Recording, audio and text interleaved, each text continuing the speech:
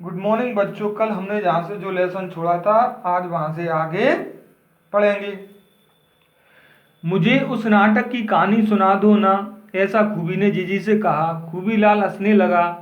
सुनो खूबी, झांसी की रानी लक्ष्मीबाई, रानी दुर्गावती, बेगम चांद बीबी, अहिल्याबाई इत्यादि तो वे महिलाएं हैं जिनके पास क्या थी, शक्ति थी, संगठन का बल था। मगर मैं जिस नारी की कहानी कह रही हूँ उसका महत्व इस दृष्टि से क्या है, अधिक है कि वह रानी नहीं थी, बेगम नहीं थी, वह एक धायमा थी। और जो कुछ उसने अपने राज्य के लिए, अपने स्वामी के लिए किया, वैसा संभवतः आज तक दुनिया में और कोई नहीं कर पाया।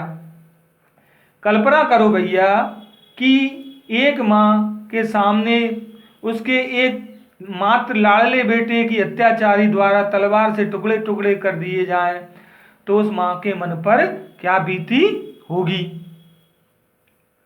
क्या ऐसा भी हो सकता है? खूबी ने कहा हाँ, मगर पन्ना दाई की कहानी मजबूरी की कहानी नहीं थी, उसकी कहानी मजबूरी की नहीं थी।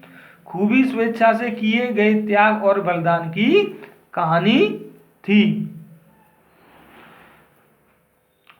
सुनो, चित्तौड़गढ़ में महाराणा संग्राम सिंह की मृत्यु के बाद, चित्तौड़ में महाराणा संग्राम सिंह की मृत्यु के बाद बड़ी क्या अव्यवस्था फैल गई। उनके बड़े पुत्र भोजराज पहले ही क्या हो गए थे, कालग्रस्त हो गए थे, यानी पहले ही मृत्यु को प्राप्त हो गए थे।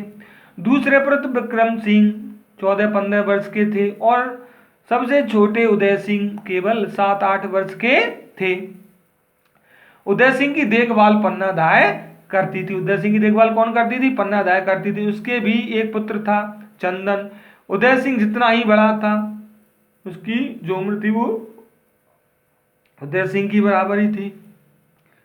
महाराणा संग्राम सिंह के निधन के बाद विक्रम सिंह का राज तिलक किया गया, मगर एक दासी पुत्र बनवीर उस समय भयंकर षड्यंत्र में लगा था। उस समय जो दासी पुत्र था, क्या उसका नाम था, बनवीर, वो राजगद्दी पाने के लिए अपने भयंकर षड्यंत्र में लगा हुआ था। उसने छोटे बड़े कर्मचारियों को अपनी ओर मिला लिया, यानी कि जो राज्य के छोटे बड़े कर्मचारी थे उनको अपनी ओर मिला लिया था और चित्तौड़ की राजगद्दी पर घात लगाए बैठा था।